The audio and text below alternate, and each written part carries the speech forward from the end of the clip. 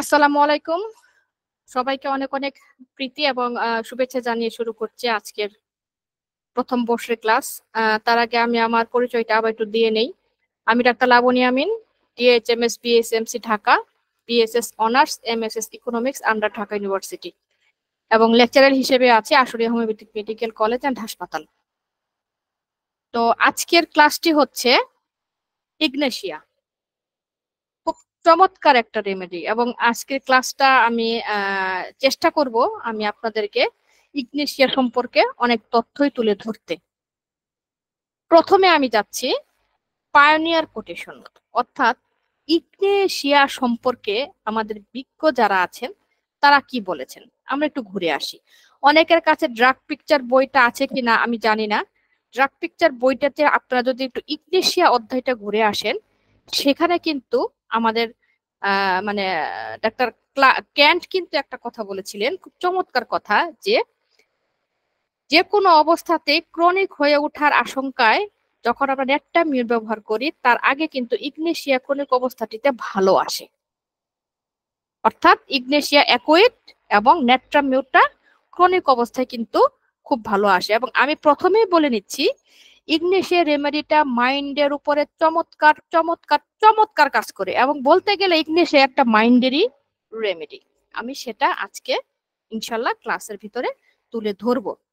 আবার অপরদিকে আমাদের শ্রদ্ধেয় ডক্টর হ্যানিম্যান সাহেব বলেন, এখানে ক্লার্কেরও একটা কথা আছে, এখানে আমার পয়েন্টটা আউট হয়ে গেছে, আমি ক্লার্কের কথাটা বলি। ডক্টর ক্লার্ক কিন্তু তার একটা ডিকশনারিতে ইগনেশিয়া সম্পর্কে বলেছিলেন যে ইগনেশিয়া সম্পর্কে আমাদের দুটি ভ্রান্ত ধারণা আছে। একটি হচ্ছে এটা শুধু হিস্টেরিয়া ওষুধ, আরেকটি হচ্ছে যদি কখন কোনো কিছুতে কাজ না করে তখনও শুধু এটি মাত্র হিস্টেরিয়ার কাজে আদৌ প্রয়োজন হয় না। এ কথাটা কিন্তু সম্পূর্ণ ভুল। হ্যাঁ, এটা উনি ডাক্তার ক্লার্ক আমাদেরকে বলেছেন যে ইগনেশিয়া শুধু যে মাত্র হিস্টেরিয়ার কাজে ব্যবহার করা হয় তা কিন্তু নয়। ইগনেশিয়া কিন্তু এছাড়াও আমরা বিভিন্ন কাজে কিন্তু আমরা ইগনেশিয়া রেমেডিটা ব্যবহার করতে পারি। এবার আসেন আমাদের শ্রদ্ধেয় ডক্টর হ্যানিম্যান কি বলেছেন। হ্যানিম্যান সাহেব বলেছেন যে দুটি ওষুধের মানসিকতার মধ্যে যে পার্থক্য রয়েছে সে সম্পর্কে বলেন। আমি টোটালি পুরাটাই বইটা থেকে হুবহু তুলে ধরছি, তাহলে আপনারা বুঝতে পারবেন যে উনি কি বলতে চেয়েছিলেন। যদিও ইগনেশিয়ার সুস্পষ্ট লক্ষণগুলোর সাথে নাক্সের যথেষ্ট মিল রয়েছে, দুটি উদ্ভিদের মধ্যে উদ্ভিদবিদ্যা বিষয়ক মিল থাকার কারণে ধারণা করা হয়, এটা ব্রেকেটে দেওয়া, তবুও যাদের ক্ষেত্রে ইগনেশিয়া কাজ করে তাদের মানসিক প্রবণতার সাথে নাক্স ভূমিকা যাদের জন্য ব্যবহৃত হয় তাদের মানসিকতার পার্থক্য রয়েছে। হ্যাঁ, এটা। এবং তিনি আরো বলেন যাদের মধ্যে রাগ, ব্যাকুলতা, সহিংসতা প্রাধান্য পায় ইগনেশিয়া তাদের জন্য উপযোগী নয়। একটু আমরা খেয়াল করি, হ্যাঁ, কথাটা আমি পরে ব্যাখ্যা করছি। বরং যাদের প্রফুল্লতা দ্রুত পরিবর্তনশীল এবং কান্না করার প্রবণতা রয়েছে, অথবা যাদের মধ্যে আমরা তাদের লক্ষণের মধ্য দিয়ে আবেগের অবস্থা প্রত্যক্ষ করি, তারা ইগনেশিয়ার উপযোগী। এ শর্ত যে অন্যান্য শারীরিক অসুস্থতার লক্ষণগুলো এই ওষুধ দ্বারা সৃষ্ট করতে পারে তার সঙ্গে সদৃশ্য হতে পারে। আমি জানি না আপনারা কি কি বুঝেছেন। আমি যদি ওনার কথাটাকে ছোট্ট করে একটু তুলে ধরি তাহলে দেখেন ইগনেশিয়াটা আমাদের কি দাঁড়ায়। ইগনেশিয়া নাক্স ভূমিকা মূলত কিছুটা সাদৃশ্য এদের মধ্যে পাওয়া যায়। এখন আমি আপনাদেরকে নাক্স ভূমিকা পড়িয়েছি। নাক্স ভূমিকার ক্যারেক্টারটা কি? নাক্স ভূমিকা হিংসাপরায়ণ থাকে, ব্যাকুলতা থাকে, নাক্স ভূমিকা সবসময় কম্পিটিশনের মধ্যে থাকে, তার মধ্যে রাগ থাকে, সে রাগ থেকে গুমড়ে রাখে। কিন্তু ইগনেশিয়া তার পুরোটাই উল্টা। অর্থাৎ কি, জেনারেল দিক থেকে ইগনেশিয়া হয়তো বা নাক্স ভূমিকার কাছাকাছি, কিন্তু মানসিক দিক থেকে কিন্তু সম্পূর্ণ উল্টা। মানসিক দিক থেকে ইগনেশিয়াটা কি, সে একটু আবেগ প্রবণ হবে। হ্যাঁ, আবেগ প্রবণ হবে, তার একটু প্রফুল্লতা দ্রুত পরিবর্তনশীল হবে, যেমন পালসিটিরা রোগীদের মতো, অল্পে রুষ্ট, অল্প তুষ্ট, রুষ্ট তুষ্ট, ক্ষণে ক্ষণে, এটা তার মধ্যে থাকবে। এবং তার মধ্যে আরো কি থাকবে, অন্যান্য শারীরিক অসুস্থতা গুলাও দেখা যাবে ক্রমে ক্রমে চেঞ্জ হচ্ছে। এই পরিবর্তনের মাধ্যমে কিন্তু আমরা ইগনেশিয়াকে জানতে পারি। আবার দেখেন অপর দিকে গার্নেসি কি বলছে ইগনেশিয়া নিয়ে। গার্নেসি বলছেন কে যে কেউ চাপা দেওয়া জনিত কারণে বা গভীর দুঃখে ভোগেন, তার সাথে লম্বা করে দীর্ঘশ্বাস নেয়, অনেক বেশি ফুপিয়ে কাঁদে ইত্যাদি থাকে, অনেক অসুখীও হয়, ঘুমাতে পারে না, দুঃখের মধ্যে সম্পূর্ণ নগ্ন হয়ে যায়, সাম্প্রতিক কোনো দুঃখ পাওয়া যেমন কোনো বন্ধুর মৃত্যু, সাধারণ মনের অসুখ, বিশেষ করে যদি দুঃখ দ্বারা হঠাৎ সংকটজনিত হয়ে ওঠে, বিষাদ, নিরাশা, স্নায়ু বিকারগ্রস্ত, পরিবর্তনশীলতা, উদ্ভট বিম্বম, ফিটের রোগের পেছনের দিকে বেঁকে যাওয়া, ধনুষ্টঙ্করের মতো মাথা এবং গোড়ালি পেছন দিকে বেঁকে যাওয়া, স্নায়বিক বিকারগ্রস্ত আক্ষেপ, বিশেষভাবে তার সাথে দীর্ঘশ্বাস থাকে। এ ধরনের ক্ষেত্রে সাধারণত ইগনেশিয়া ব্যবহার করা হয়। আমার মনে হয় ইগনেশিয়া আর পড়ানো দরকার নেই। এতটুকু কঠিনে যদি আপনারা ইগনেশিয়াকে না বুঝতে পারেন তাহলে এটা আমার ব্যর্থতা। কারণ এখানে দেখেন গার্নেসি খুব চমৎকার করে কিন্তু ইগনেশিয়াকে সুন্দরভাবে ব্যাখ্যা করে দিয়েছেন যে কাদের ক্ষেত্রে আমরা ইগনেশিয়াটাকে ব্যবহার করব। এটা হচ্ছে ইগনেশিয়ার টিপ অফ দ্য আইস। এই ব্যাখ্যাগুলো আমাদের পায়োনিয়াররা যে কোটেশন গুলো দেন এগুলো কিন্তু অনেক বইয়ের থেকে ঘাটাঘাটি করে অল্প একটু সংখ্যক কিন্তু ওনারা কথা তুলে ধরেন এবং প্রত্যেকটা কথা কিন্তু মনোমুগ্ধ। এই কথাটুকুই কিন্তু সারাটা বই বিশ্লেষণ করা। আচ্ছা, এবার আমি ন্যাশের কাছে যাই। ন্যাশ বাবু কি বলেছেন? ন্যাশ ইগনেশিয়াকে বলেছেন স্বল্প বিরোধিতার ওষুধ। ওয়াই? কেন তিনি স্বল্প বিরোধিতার ওষুধ বলেন? ব্যথাযুক্ত পার্শ্ব চেপে শুলে ব্যথার উপশম, খাবারের পরও দুর্বল ভাব কমে না, গলায় ব্যথা বোধ ঢোক গিললে উপশম, শীত করার সময় পিপাসা, শীত করা কালে মুখমণ্ডল লাল ইত্যাদি, প্রচুর পরিমাণে পানির মতো প্রস্রাব ত্যাগ করলে আরাম। তিনি আরো বলেন যে ইগনেশিয়া, অ্যাকোনাইট, ক্যামোমিলা এবং নাক্স এর মতোই, মানে ইগনেশিয়া, অ্যাকোনাইট, ক্যামোমিলা এবং নাক্সের মতোই মনে হয় সবগুলো ইন্দ্রিয় খুব উচ্চমানের অনুভূতি প্রবণতা থাকে, তবে এর মধ্যে যে উল্লেখযোগ্য বিষণ্ণতা এবং নীরব দুঃখের প্রবণতা থাকে তা অন্যদের থেকে আলাদা। অর্থাৎ দেখেন ডাক্তার হেনিম্যান কিন্তু বলেছিল ইগনেশিয়া নাক্সের মতোই, আবার এদিকে ডাক্তার ন্যাশ কিন্তু বলতেছে যে ইগনেশিয়া শুধুমাত্র নাক্স ভূমিকা না, ইগনেশিয়া অ্যাকোনাইট, ক্যামোমিলা এবং নাক্সের মতোই। তাহলে কি এখানে অ্যাকোনাইটের ভিতরে যেরকম প্রচন্ডতা আছে ইগনেশিয়ার মধ্যে যেরকম প্রচন্ডতা আছে, ক্যামোমিলার মধ্যে যেরকম স্বার্থপরতা আছে, ঝগড়া পরায়ণতা আছে, ইগনেশিয়ার মধ্যেও ঠিক তেমনটি আছে। কিন্তু ইগনেশিয়ার একটু ডিফারেন্ট কি, তার হচ্ছে উচ্চমানের অনুভূতির প্রবণতা। তার মানে তার ভিতরে এত বেশি আবেগী ইগনেশিয়া, এত বেশি অনুভূতি প্রবণতা যে তিনি অ্যাকোনাইট, ক্যামোমিলা এবং নাক্স ভূমিকাকেও ছাড়িয়ে যায়।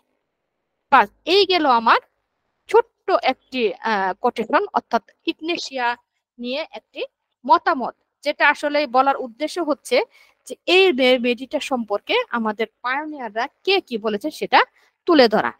এবার আমি আসি ইগনেশিয়া আমার ন্যাচারাল কিছু কথা। আসলেই এগুলো আমাদের প্রয়োজন। হয়তোবা আমি প্রেজেন্টেশন দেই, আমার স্টুডেন্ট এখানে যারা আছেন তারা হয়তো বিরক্ত বোধ করতে পারেন যে ম্যাডাম সবসময় এটা নিয়ে আসে, কারণ এটা হচ্ছে একটা মূল ভিত্তি। আপনি মূল ভিত্তিটা যদি না জানেন তাহলে কিন্তু আপনি পুরোটুকু জানবেন। ইগনেশিয়া ওকে শীত কাতর নাকি গরম কাতর, সে কোথা থেকে জন্ম নিল, তার কি শরিক মায়াজম নাকি টিউবারকুলার মায়াজম না কি মায়াজম, এগুলো কিন্তু প্রত্যেকটা রেমেডি আমাদেরকে মুখস্থ থাকবে। আমরা রেমেডি আলাদা করে ফেলবো, শীত কাতর রেমেডি কি কি, গরম কাতর রেমেডি কি কি, পিপাসা কাতর রেমেডি কি কি। আমি এগুলো আপনাদেরকে একদিন ক্লাস দিব প্রত্যেকটা এই বিষয়গুলো আলাদা করার, কোনটা শীত কাতর, কোনটা গরম কাতর, কোনটা আপনার পিপাসা আছে, কোনটা পিপাসা নাই, কোনটা পেলিকোস্ট মেডিসিন, কোনটা নন পলিকোস্ট মেডিসিন, কোনটা এখন অ্যাকুইট, কোনটা ক্রনিক, কোনটা বাম দিকে কাজ করে, কোনটা ডান দিকে কাজ করে। আপনাদের প্রত্যেকটা রেমেডি ট্র্যাক করে ধরে ফেলতে হবে, যার জন্যই কিন্তু আমার এই প্রথম এই একটা গ্লাস পরিচয়টা দেওয়া। তাহলে এবার আমি আসি সাইলেন্ট ইগনেশিয়ার পিন, অর্থাৎ এটা একটা বীজ থেকে হয়। আমি ফিগারটা দেখাবো আপনাদের। কিংডমটা হচ্ছে প্ল্যান্টস, অর্থাৎ একটা গাছ থেকে হয়। এটা স্টেজ হচ্ছে অ্যাকুইট এবং ক্রনিক। একটু খেয়াল করি, এটা স্টেজ কিন্তু দুইটাই, অ্যাকুইট ক্ষেত্রেও হবে, ক্রনিক ক্ষেত্রে হবে। অ্যাকুইট ক্ষেত্রে কখন হবে? মাত্রই সে একটা মানসিক দিক থেকে আঘাত পেল, এই যে হয়তো সপ্তাহখানিক হলো সে মানসিক দিক থেকে আঘাত পেল, এটা হচ্ছে অ্যাকুইট। আর ক্রনিক দেখা যায় দীর্ঘদিন যাবত তার ভুগতে থাকা, অনেক দিন যাবত সে কষ্ট দুঃখ আগলে রেখেছে মনের ভিতরে, চাপা কষ্ট, সে কাউকে জানায়নি বলেনি, এটা হচ্ছে ক্রনিক। তখন কিন্তু আমরা ইগনেশিয়া, ম্যাট্রামিউর, এই ধরনের সিপিয়া, এই ধরনের মেডিসিনটা কিন্তু চিন্তা করব। এবার আসেন সাইট, লেফট টু রাইট। মায়াজমটাকে সরিক এবং টিউবারকুলার, সরিক এবং টিউবারকুলার মায়াজম। এর থার্বাল স্টেজটা হচ্ছে চিলি, অর্থাৎ ইগনেশিয়ার পেশেন্টরা সাধারণত শীতকাতরটাই বেশি হয়। এইবার আসেন অ্যাকশন, অনলি পলিক্রেস্ট। দেখেছেন ইগনেশিয়া পলিক্রেস্ট রেমেডি, তাহলে কত গুরুত্বপূর্ণ একটা রেমেডি ইগনেশিয়া, এবং মাইন্ডের একটা রেমেডি। এই রেমেডিটা জানতে পারলে আপনারা মাইন্ডে ট্রিটমেন্ট করতে পারবেন। থার্স্ট কি? Thirsty and thirstless. Appetite increase, easy satiety and reduce, অর্থাৎ বাড়তেও পারে, কমতেও পারে এবং অল্প খেলে পেট ভরে যেতে পারে। সেন্সিটিভিটি হাই এবং লো দুটোই আছে। আর এটা চাঁদ মুন ফেস যদি হয়, এটা আসলে এই যে first quarter, full quarter, last quarter, new moon, এটা কিন্তু এটা আসলে কি বলবো, সাজানোর জন্য দেওয়া। কিন্তু অধিকাংশ পেশেন্ট আসলে কিন্তু আমরা তাদেরকে জিজ্ঞাসাই করি না যে আপনার রোগটা কখন বাড়ছে, কারণ এখনকার সময় মানুষরা কিন্তু চাঁদের হিসাব জানে না। কোন এক সময় যখন আমার মা, আমার দাদা, আমার দাদিরা যখন ছিল, আমি স্টিল নাও, আমি এখনো যদি আমি আমার দাদিকে জিজ্ঞাসা করি, দাদি তোমার বয়স কত, সে বলবো আহারে যুদ্ধের সময় আমি এতটুক ছিলাম, এমন সময় এমন ছিলাম, কিংবা ওই যে একবার ঝড় হইলো, একবার বানে ভাইসে নিয়ে গেল সবকিছু, তখন আমি এতটুক ছিলাম। মানে কি, তারা একটা প্রাকৃতিক কোনো কিছুকে দিয়ে কিন্তু তাদের বয়স।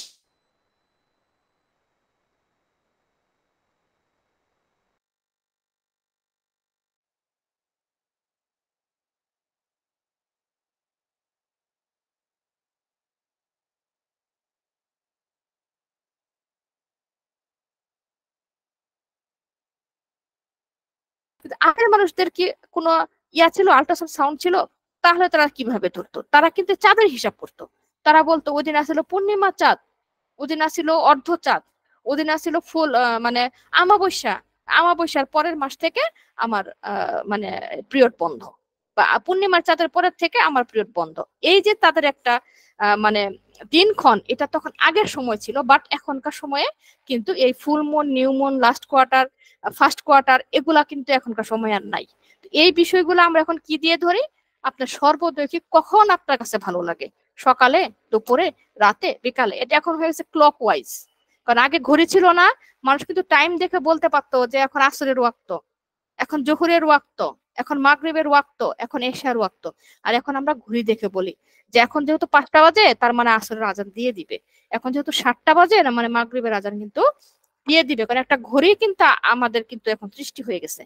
তো এখান থেকে কিন্তু আমরা রোগীগুলাকে অনেকটাই আইডেন্টিফাই করতে পারি, তার লক্ষণগুলাকে, যে আপনার সারাদিনের ভিতরে কোন সময়টা বাড়ে, কোন সময়টা বাড়ে। এবং রোগী এসে অপটকে আপনার কাছে বলে যে আমি দুপুর বেলা আমার জ্বর হয়, বা সকালবেলা আমার জ্বর হয়, বা রাতের বেলা আমার জ্বর হয়। দেখেন এই যে মুন ফেজের পরেও কিন্তু এখানে এই ধরনের টাইম ফেজটা দেওয়া, কি morning, noon, afternoon, forenoon, evening and night. তার মানে দুইটা কিন্তু এখানে দুইটা ডিফারেন্স করা আছে। কারণ আপনি যখন একটা ম্যাথমেটিকা পড়বেন, তখন কি শুধুমাত্র আধুনিক মানুষের জন্যই? নো, এটা ওল্ড জেনারেশনের জন্য। ওল্ড জেনারেশনটা কিন্তু এটা বুঝবে না। আপনি যদি চাঁদ দিয়ে বুঝে, তাহলে চাঁদ দিয়ে আপনাকে সেটা ধরতে হবে যে সে চাঁদের ভাষা কি বলে।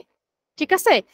জেন্ডার হচ্ছে মেল, ফিমেল, চাইল্ড। অর্থাৎ ইগনেশিয়া এমন একটা রেমেডি যেটা আপনি 3টা পার্সনের মধ্যে আপনি সেটাকে দিতে পারবেন, মেল, ফিমেল এবং চাইল্ডের মধ্যে।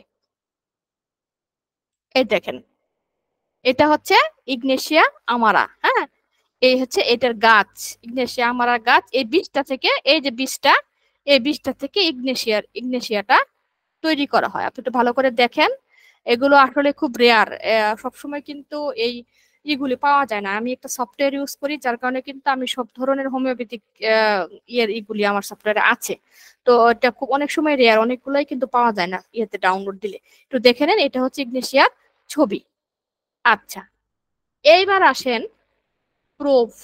কে প্রুভিং করছে ইগনেশিয়াটা, একটু খেয়াল করি। দেখেন, আমাদের প্রাণপ্রিয় ডাক্তার হ্যানিম্যান তার ম্যাট্রা মেডিকা পিউরা ভলিউম নাম্বার 2-তে, হ্যাঁ, যেটা অরিজিনাল, সেখানে তিনি 7,620টা সিমটম নিজের মধ্যে প্রয়োগ করেন। কি মারাত্মক বিষয় না? দেখে কত সিমটম ইগনেশিয়ার, সে নিজের মধ্যে প্রয়োগ করেন 7,620টা সিমটম, এবং বাকিগুলি 175টা সিমটম তিনি অন্যদের মধ্যে প্রয়োগ করেন। কারণ আমাদের প্রত্যেকটা হোমিওপ্যাথিক রেমেডি কি হয়েছে, আগে নিজের শরীরের ভিতরে যে প্রয়োগ করে দেখা হয়েছে যে তার লক্ষণগুলো কি কি, তারপরে সেই লক্ষণগুলো কিন্তু লিপিবদ্ধ করা হয়েছে, যেগুলো সাধারণত হোমিওপ্যাথিক ম্যাট্রা মেডিকা পিউরা ভলিউম 1, ভলিউম 2 এই বইগুলোতে কিন্তু লিপিবদ্ধ করা আছে, যেটা হ্যানিম্যান স্বয়ং আমাদের এই বইয়ের ভিতরে কিন্তু লিখে দিয়েছিল। হ্যাঁ, তো তাইলে কিন্তু এই যে দেখেন, এখান থেকে আমরা জানতে পারছি, দেখেন 7,620টা সিমটম তার মধ্যে পরিলক্ষিত হয়েছিল যখন এই ইগনেশিয়াটা তার মধ্যে প্রয়োগ করা হয়। দেখেন, আমি খুব অল্প ভাষায় এটাকে ব্যাখ্যা করব। রিজিয়ন অর্থাৎ ইগনেশিয়াটা কোথায় কাজ করে, কোন জায়গায়। দেখেন বোল্ড করে দেওয়া আছে মাইন্ড, একদম ফার্স্ট কথা nervous system, cerebrospinal Axis, mind first grade, একদম মনের ভিতরে। মন ইগনেশিয়া খুবই খুবই চমৎকার একটা রেমেডি, এবং ইগনেশিয়া অ্যাকুইট মাইন্ডের জন্য কিন্তু খুব ভালো একটা রেমেডি, এবং এটা নার্ভাস সিস্টেম, সেরিব্রোস্পাইনাল অ্যাক্সিস সব জায়গাতে ব্যবহার করা হয়। আমি মাইন্ড নিয়ে আলোচনা করব, আগে এখান থেকে একটু আলোচনা করে নেই। কখন খারাপ থাকে, মানে ওটার ওর্স পজিশনটা কখন থাকে, ইমোশন, দেখেন একদম বোল্ড করে দেখা, ইমোশন এবং কি গ্রিফ, গ্রিড, গার্লিং, ওয়ারি, কোনো প্রকার টেনশন, ফ্রাইট, শক, আঘাত, যুদ্ধ, ফিট হয়ে যাওয়া, গ্রিফ মানে মনস্তাপ, এগুলো অবস্থা থাকলে সে খারাপ অবস্থা ফিল করে। এয়ার, ওপেন এয়ার, ওপেন এয়ারে তার বেড়ে যায়, ঠান্ডায় বেড়ে যায়, দুর্গন্ধে বেড়ে যায়, টাচে বেড়ে যায়, কফিতে বেড়ে যায়, টোবাকোতে বেড়ে যায়। অর্থাৎ যে কোনো ধরনের টোবাকো, টোবাকো মানে কি তামাক জাতীয়, সিগারেট, পান, বিড়ি, আপনার ড্রিঙ্কস, সবকিছু টোবাকোর মধ্যে যে তামাক জাতীয় কোনো খাদ্য থাকলে তার কিন্তু অবস্থা খারাপ হয় এবং তার সকল ধরনের রূপ লক্ষণ বেড়ে যায়। এইবার আসেন, আমি এটাকে ব্যাটারটা কি, position change of lying on part, অর্থাৎ সে যখন পজিশনটাকে একটু চেঞ্জ করে, ধরেন বসে আছে, তার মনটা ভীষণ খারাপ লাগলো, সে একটু উঠে দাঁড়াবে, উঠে দাঁড়াচ্ছে, তার মনটা ভীষণ খারাপ, সে একটু হাঁটবে, পায়চারি করবে। বাম কাত হয়ে শুয়ে আছে, বিশেষ করে লাইং অন পার্ট বলছে, বাম কাত হয়ে শুয়ে আছে, সে তার হয়তো খুব ভালো লাগছে না, খুব খারাপ লাগতেছে, দীর্ঘশ্বাস আসতেছে, সে জাস্ট একটু ডান কাত হয়ে যাবে। এটাই হচ্ছে তার পজিশন চেঞ্জ, মানে কি অস্থিরতা। তাহলে এখান থেকে বুঝতে পারি অস্থিরতা। ইউরিনেশন মানে ঘন ঘন মূত্রত্যাগ, হ্যাঁ। ইফ অ্যালং, যদি সে একা থাকে, যদি সে একা থাকে, এবং কি প্রেসার অর্থাৎ চাপে, চাপ দিলে সে ভালো বোধ করে।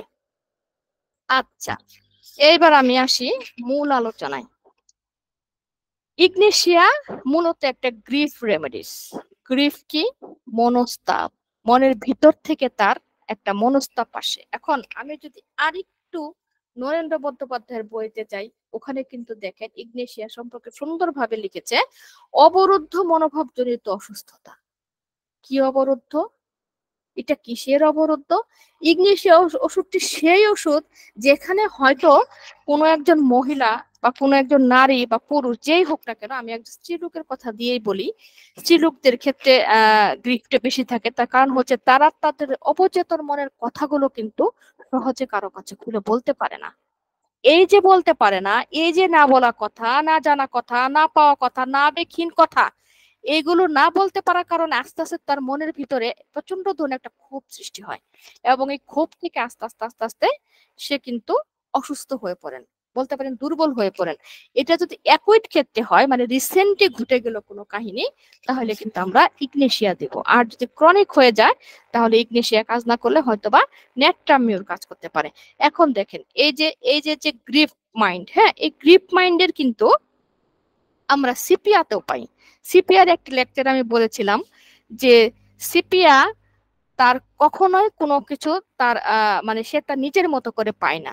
একদম ছোট বয়স থেকে শুরু করে সে যখন কিশোর হোক, কিশোরী হয়, কিশোর থেকে যখন সে বার্ধক্যে উপনীত হয় এবং লাস্ট পর্যন্ত, তখন পর্যন্ত কিন্তু সে কখনোই তার ভালোবাসাকে পছন্দ মতো করে পায় না। এটাও কিন্তু গ্রিফ। কিন্তু সিপিআর গ্রিফ আর ইগনিশিয়া গ্রিফের মধ্যে পার্থক্যটা কি? সিপিআর মধ্যে সবসময় একটা বিষণ্ণতা ভাব থাকে, সে সবসময় অপোজিট সেক্সকে অপছন্দ করে। অর্থাৎ সে মনে করে যে আজকে আমার এই যে বাস্তবতা, আমি যে আজকে এই পরিণতি হয়েছে, এর জন্য তাই হচ্ছে পুরুষ সমাজ, পুরুষ ছেলে। কিন্তু ইগনেশিয়ার মধ্যে কিন্তু তা নয়। ইগনেশিয়া কিন্তু যে কারো দ্বারা আঘাত হতে পারে, সে শুধুমাত্র যে তার ভাই, বোন, আত্মীয় স্বজন তা কিন্তু না। ইগনেশিয়ার একটা মহিলা রাস্তায় বের হলো, সে হেঁটে হেঁটে যাচ্ছে, হয়তো দেখা গেল রিক্সাওয়ালা তাকে চরম ভাবে কোনো কিছু নিয়ে একটু অপমান করলো। সে মেয়ে খুব নীরব, শান্তশিষ্ট, মাথা নিচু করে থাকে, কথায় কথায় কাঁদে, হয়তো বলাই বাহুল্য যে সে হয়তো পাল্টে চিলার মেয়ে। সে যখন তার মনের কথাটা তাকে ধমকের সুরে বলতে পারলো না, সে রিক্সাওয়ালাকে বোঝাতে পারলো না যে তুমি যে কথাটা বললা সেটা সম্পূর্ণ অন্যায়, সেটা সম্পূর্ণ অন্যায়, সেটা আমার দ্বারা ঘটেনি, তুমি যা বলছো ভুল বলছো। এই যে না বলার কথাটা তিনি ব্যক্ত করতে পারলো না, এখান থেকে আস্তে আস্তে আস্তে আস্তে তার ভিতরে একটা চাপা কষ্ট রয়ে গেল।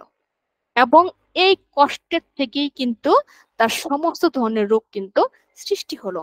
এবং শুধু তাই না, ইগনেশিয়ারা সবসময় মানে প্রকাশ্যভাবে তারা ঝগড়া করবে। ক্যামোমিলারা যেরকম মনে করেন যে আবার এখানে ক্যামোমিলা ওই যে যে তিনটা পার্থক্য বলা হয়েছিল, নাক্স ভূমিকা, ক্যামোমিলা, এই দুইটার সাথে কিন্তু প্রায় আমাদের পায়োনিয়াররা কিন্তু কোটেশন দিয়েছিল। এখন দেখেন ক্যামোমিলার সাথে যদি আমি মানে বুঝি, ক্যামোমিলারা কি ওই যে ঝগড়া করলো, ক্যামোমিলারা যখন কারোর সাথে কোনো কথা বলে সে কিন্তু ছেড়ে দিয়ে আসে না কথা, সে কিন্তু কোমর বেঁধে ঝগড়া করে ক্যামোমিলারা। কিন্তু ইগনেশিয়া রোগীরা কিন্তু সেটা পারে না।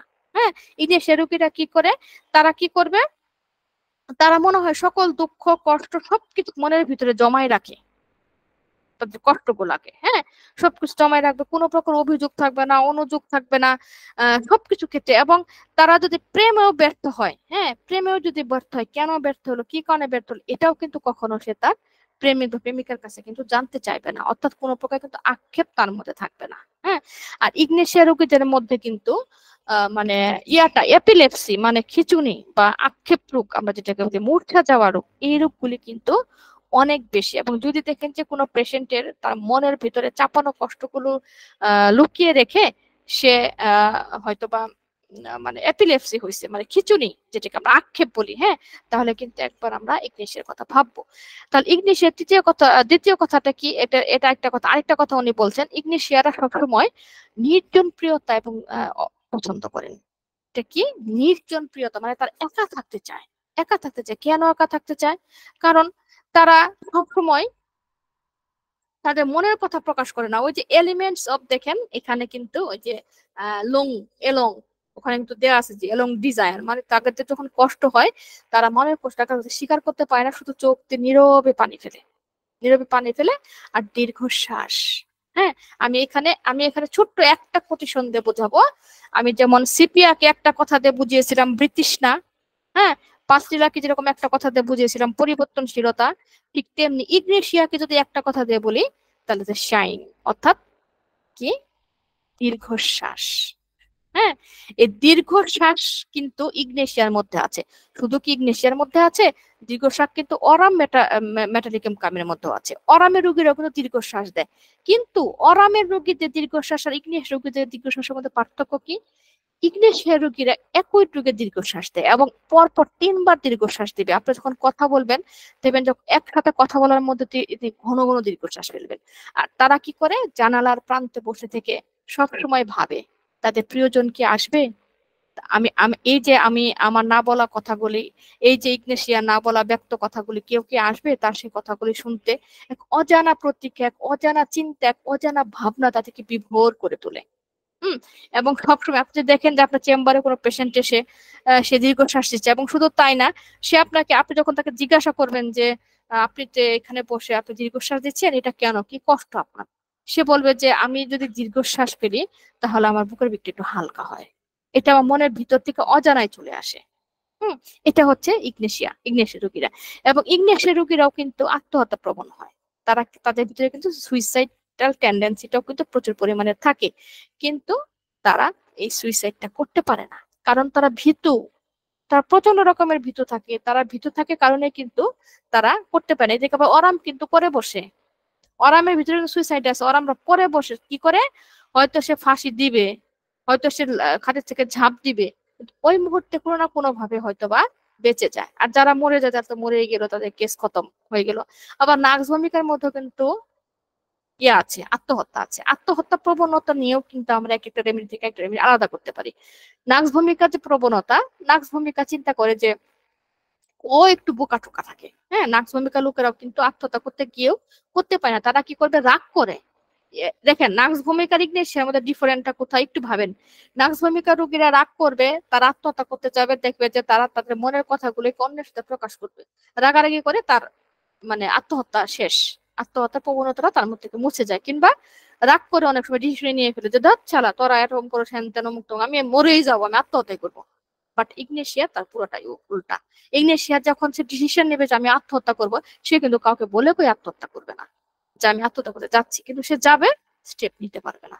সে বলবে যে না, আমি অনেক চেষ্টা করছি যে আমি নিজেকে আত্মহত্যা করবো, কারণ আমার মনের ব্যাকুল কথাগুলো আমি কাউকে বলতে পারতেছি না। এই দুনিয়ায় অনেক লোক আছে, কিন্তু আমার মনের কথা বোঝার মতো বন্ধু একটাও নাই। এটা বলবে, আর সে মনের ভিতর থেকে একটা দীর্ঘশ্বাস ফেলবে। তার এটাই হচ্ছে ইগনেশিয়া। এবং তারপরে একটা কি, ইগনেশিয়ার হচ্ছে তাদের সান্ত্বনায় বৃদ্ধি পায়। হ্যাঁ, তাদের যদি তখন আপনি ইগনেশিয়া কোনো রোগীকে তখন যদি আপনি সান্ত্বনা দেন এবং বোঝান, তবে কিন্তু তারা যথেষ্ট পরিমাণ বেটার ফিল করে। সান্ত্বনায় বৃদ্ধি, এটা কিন্তু পালসেটিলার মধ্যে আছে। হ্যাঁ, পালসেটিলাও কিন্তু সান্ত্বনায় বৃদ্ধি, পালসেটিলার সান্ত্বনা বৃদ্ধি, ইগনেশিয়ার সান্ত্বনা বৃদ্ধি। এবং মানসিক পরিবর্তনশীলতা, ঘন ঘন, ওই যে বললাম পালসেটিলার মতো, পালসেটিলারও কিছু লক্ষণ আছে ইগনেশিয়ার। মানসিক পরিবর্তন, সে যখন যেটা ভাবতেছে, মনের ভিতরে একটু সুপ্ত কিছু কথা আছে, যদি আপনি সে কথাগুলোকে তাকে বার্তায় দিতে পারেন, যদি তার ভাষাগুলোকে তাকে বুঝাইতে পারেন, দেখবেন যে সে মানসিক দিক থেকে অনেকটা রিলিফ পাচ্ছে। তারপরে কি, মানে অল্পতে হাসবে, অন্যতে কাঁদবে। হ্যাঁ, এবং প্রত্যেকটা কথা কিন্তু সে দীর্ঘশ্বাস দিয়ে প্রকাশ করবে, এটা হচ্ছে বড় বিষয়। তারপর হচ্ছে বিরুদ্ধ ভাবাপন্ন সম্পন্ন, মানে কি বিরুদ্ধ ভাব, ইগনেশিয়া হইতেছে কি, যে তার মানে তার যদি স্বাভাবিক নিয়মেই দেখা যাচ্ছে সে নিয়মে চলে, বা যে সে নিয়মে থাকতে চায়, সেটা যদি কেউ তাকে বিরোধ করে, তাহলে কিন্তু তার লোকলক্ষণ বেড়ে যায়। হ্যাঁ, এটা তার লোকলক্ষণ বেড়ে যায়, এবং এই কারণে দেখা যায় যে তার এমনও হতে পারে তার জ্বরও হয়ে যেতে পারে। এখন একটা ইংলিশে রুগী আসলো, একটা জ্বরের রুগী আসলো, দেখেন আপনি যদি তাকে মাইন্ড জিজ্ঞাসা করেন, যা কি ব্যাপার, কেন জ্বরটা আসলো, রুগী যদি বলে যে ওকে তো একটা জিনিস আমরা একটু চাপাই দিছি তার উপরে। হ্যাঁ, যে কোনো একটা ডিসিশন, ধরেন বিয়ে করতে চাইছে না, তাকে হয়তো আমরা জোর করে একটা পাত্র দিয়ে বিয়ে করে দিলাম, এই যে একটু মনের বিরুদ্ধে দিলাম, এই যে জ্বর চলে আসলো, তাহলে কিন্তু এই ইগনেশিয়া কিন্তু খুব ভালো একটা কাজ করে। এবং আরেকটা কি, আমরা যদি এই যে আরো অন্যান্য কিছু দেখতে পাই, যেমন ইংলিশের কাশি। হ্যাঁ, ইংলিশের কাশিটা কি হবে, যখন রোগী উঠে দাঁড়াবে, তখন ইংলিশের কাশি হবে। এবং এটার ভিতরে কিন্তু ইংলিশে কিন্তু কুষ্ঠবদ্ধতাও আছে। আর কুষ্ঠবদ্ধতা কি হবে, অতিরিক্ত যখন সে কুণ্ঠন দেয়, হ্যাঁ, তখন তার কিন্তু এই যে মলদ্বারটা কিন্তু ঝুলে যায়। হ্যাঁ, ঝুলে যায়। এবং এটার একটা মারাত্মক বিষয়টা কি জানেন, এই যে ঝুলে গেল, যখন সে ঝুলে যাওয়ার পরে সাধারণত অনেকের পেইন হতে পারে, বা সে টয়লেটে যেতে চায় না, এই ঝুলে যাওয়াটা সে যখন একটু ঘুরে বেড়ায়, তখন তার ভিতরে এই যন্ত্রণাটা কম পড়ে। তার ব্যথা, পাইলস একটা সমস্যা নিয়ে আসলো, জিজ্ঞেস করলেন যে হ্যাঁ ঝুলে গেছে, কখন কমে, যখন আমি একটু ঘুরে বেড়াই। কিন্তু অন্যান্য বিষয় কি হয়, যাদের পাইলস হয় তারা কিন্তু চুপচাপ বসে থাকে, হাঁটাচলা করতে পারে না, অথচ কিন্তু তার এনাস কিন্তু ঝুলে গেছে, অর্থাৎ মলদাটা কিন্তু ঝুলে গেছে, তারপরেও কিন্তু সে কিন্তু একটু ঘুরে ফিরতে পছন্দ করে। এবং আর কি করে, সে উত্তাপ পছন্দ করে। হ্যাঁ, মানে একটু তাপ দিলে, তার যে যে পাইলস যে সমস্যা হচ্ছে, যদি বলে একটু তাপ দেন, তাহলে সে এটা কিন্তু পছন্দ পছন্দ করবে। আরেকটা বিষয় হচ্ছে যে, কোনো জায়গায় যদি তার পেইন হয়, হ্যাঁ, পেইন যুক্ত স্থানে সে সামান্য স্পর্শ সহ্য করতে পারে না, কিন্তু যদি জোরে করে চাপ দেওয়া হয়, তাহলে কিন্তু সে বেটার ফিল করে। তা দেখেন কি মারাত্মক বিষয়, একটা হাঁটুর ব্যথা নিয়ে আসলো, বা একটা কোমরে ব্যথা, যে কোনো একটা পেন নিয়ে আসলো, আপনি যখন আপনি আস্তে করে একটু আলতো করে ছুবেন, হিসাবে উফ, ব্যথা ব্যথা ব্যথা ব্যথা, আমি সহ্য করতে পারছি না। কিন্তু যখনই না আপনি একটু জোরে চাপ দিবেন তাকে, সে বলবেন ও রিলিফ, আরাম পাচ্ছি। দেখেন কি মারাত্মক বৈশিষ্ট্য এগুলি বিষয়। হ্যাঁ, আর ইগনেশিয়ারা সবসময় আহ মানে গরম খাদ্য দ্রব্য থেকে একটু ঠান্ডা খাবার গুলাই তারা পছন্দ করে, কারণ এটা সহজে হজম হয়। হ্যাঁ, আর এরা কিন্তু মিষ্টি সহ্য করতে পারে না। ইগনেশিয়ারা হচ্ছে কি, এরা মিষ্টি সহ্য করতে পারে না, এরা মিষ্টি খেলে এদের সব ধরনের রোগ লক্ষণ দেখা দেয়।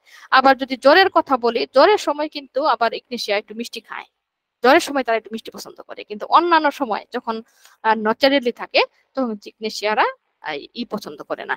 আবার আরেকটা বিষয় এখানে, মানে ইগনেশিয়া যে শিশুদের, এখন শিশুদের চরিত্র যদি বলি, এই কোনো বাচ্চা যদি ভয় পায়, হ্যাঁ, আমরা তো সাধারণত ভয় পাওয়ার পরে তাকে আমরা একনাইট দিই, কিন্তু তিরস্কার জনিত কোনো ভয়, তিরস্কার জনিত কি, ধরেন 1 বছর 1.5 বছর 2 বছর একটা বাচ্চা, তাকে হয়তোবা একটু গালি দেওয়া হইলো। অনেক বাচ্চাদের কিন্তু ছোট থেকে একটু প্রেস্টিজ বোধ বেশি হয়। 3 বছর 4 বছর একটা বাচ্চা, বা ধরেন সে হয়তো বা যেটা চাচ্ছে সেটা আপনার কাছে পাইলো না, আপনি তাকে একটু চাচ্ছিল বলে এই যাও যাও নিও না, এটা এটা সেটা একটু চাচ্ছিল, মানে মোট কথা সে মানসিক দিক থেকে কোনো কারণে একটু আঘাত পাইলো। হ্যাঁ, তিরস্কারের আঘাত। এবং এই আঘাত পাওয়ার পরে যদি দেখা গেল যে তার জ্বর আসলো, বা শিশু তরকা গেল, বা আক্ষেপ হইলো, তাহলেও কিন্তু ইগনেশিয়া খুব ভালো একটা রেমেডি। এবং এই বাচ্চাদের ক্ষেত্রে ইগনেশিয়াটা কি হয় জানেন, এরা যখন ঘুমায় যায়, হঠাৎ করে জেগে যাবে, হঠাৎ করে জেগে যাবে এবং চিৎকার চেঁচামেচি করবে, এবং অঙ্গ প্রত্যঙ্গ গুলো কাঁপাইতে থাকবে। ঘুমের মধ্যে। আমরা জানি সাধারণত ঘুমের মধ্যে কেউ জেগে গেলে তাকে আমরা হয়তো লেকেসিসের কথা ভাবি, কিন্তু বাচ্চাদের ক্ষেত্রে কি হয় যে তারা ঘুমাইতেছে, ঘুমের মধ্যে ওরা জেগে উঠবে এবং চিৎকার করবে এবং সাথে তার অঙ্গ প্রত্যঙ্গ গুলা কাঁপতে থাকবে এরকম, এবং তার কি হবে, ঝাঁকি মারবে, হ্যাঁ, হাতগুলা পা গুলা যখন আপনি দেবেন সে ছুড়ে দিবে বারবার, কোনো কারণ নাই, অকারণ, কোনো চিন্তা নাই, কোনো কারণ নাই। এটা হয়তো পাচ্ছে ঘুমের ভিতরে কোনো ভয় বা হয়তো বা তিরস্কারমূলক কোনো স্বপ্ন সে হয়তো দেখেছে, যার কারণে সে ঘুম থেকে ওঠার পরে এরকম একটা তরকা যাচ্ছে। আর যখন বাচ্চাদের থাকে মানে দাঁত উঠে, হ্যাঁ, এই সময় কিন্তু অনেক বাচ্চাদেরকে আক্ষেপ দেখা দেয়। আক্ষেপ মানে কি, ওই যে তর্ক আমরা যেটাকে বলি, খিচুনি রোগ, হ্যাঁ, এই দাঁত ওঠার সময় যদি কোনো বাচ্চার খিচুনি রোগ দেখা দেয়, তাহলে কিন্তু এই আমরা একবারের জন্য হলেও কিন্তু ইগনিশিয়ার কথা কিন্তু চিন্তা করবো। তাহলে দেখেন ইগনেশিয়ার কথা আমরা অনেক কিছুই আলোচনা করলাম। ইগনেশিয়াটা তারপরে কি, মহিলাদের ঋতুস্রাবের কথাটা বলি। মহিলাদের ঋতুস্রাবটা কি হবে, ঋতুস্রাবটা হবে কালো বর্ণের, হ্যাঁ, কালো বর্ণের, এবং সেটা থাকবে দুর্গন্ধযুক্ত, চাপ চাপ, এবং দেখা যাচ্ছে মাসে 2-3 বারও তার ঋতু হচ্ছে, মানে অনিয়মিত ঋতুস্রাব যেটাকে বলে, হ্যাঁ, ঋতুস্রাব হচ্ছে। এবং দেখা যায় এই ঋতুস্রাব হওয়ার জন্য বিভিন্ন ধরনের যন্ত্রণা, দুর্বলতা, মূর্ছা যাওয়া, এবং ঋতুকষ্ট রোগীর পেটের উপর সজোরে চাপ দিয়ে বসে থাকে, মানে তাকে মনে হয় যে কোলোসেন্টিস রোগীর মতো, যে মনে হয় চাপ দিলে সে মনে হয় আরাম পাচ্ছে, এরকম একটা মানে থাকে তাদের। আর একটা হচ্ছে যে করতে পারে না, ইগনেশিয়া রোগীরা কিন্তু কখনো ধূমপান করতে পারে না। এই ধূমপান করতে পারে না বলেই কিন্তু তাদের টেনশনটা দূর হয় না। কারণ দেখা যায় আমাদের সমাজ অহরহ কি, একটা ছেলে মানুষ সে হয়তো কষ্ট পাচ্ছে, বা কোনো কারণে হয়তো সে মানে যাই হোক একটা মানসিক দিক থেকে একটা আঘাত পাইছে, যেমন সাথে সাথে সে সিগারেট ধরাবে, সে বাইরে দিয়ে হাঁটবে, সিগারেট খাবে। কিন্তু ইগনিয়াস রোগী কিন্তু কখনো এটা করতে পারবে না, কারণ সিগারেট খেলে হয়তো কিন্তু তার মনের ভিতর থেকে যে দুঃখ কষ্ট করে কিন্তু এটা হালকা হইতো, বাট ইগনেশিয়াটা সেটা কখনোই করতে পারে না। মানে ওদের ভিতরটা এমন একটা অবস্থা যে তাদের চাপা কষ্টগুলাকে সে কিছু দিয়ে সে পরিবর্তন করতে পারে না। তো একমাত্র পরিবর্তন সেটা হচ্ছে দীর্ঘশ্বাস। যখন সে দীর্ঘশ্বাস দেয়, তখনই তার ভিতর থেকে মনে হয় চাপা কষ্টগুলো আস্তে আস্তে পরিবর্তন হয়।